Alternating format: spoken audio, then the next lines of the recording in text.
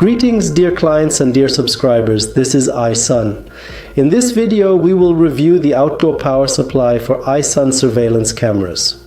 So what is this device? As the name suggests, it is a power supply.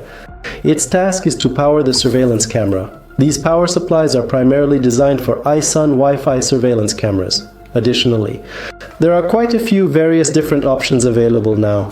When you connect a regular wired IP or HD camera, you do not need to provide separate power supplies for the camera. A wire always runs from the camera to the video recorder. There is a power supply near the recorder, or the recorder powers the surveillance camera.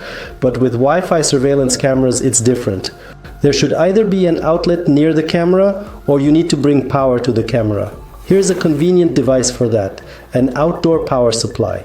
Here you connect the 220 wire, so there's no need to install a separate outlet. You can simply and easily run a 220 volts power cable, and from here it outputs 12 volts power using this standard and reliable cable, video plus power. It is also mounted here. A connector is also mounted here. These connectors along with the cable can also be purchased from us, together with the outdoor power supply itself. It's a fairly simple device. Install it, close the lid, it is completely waterproof.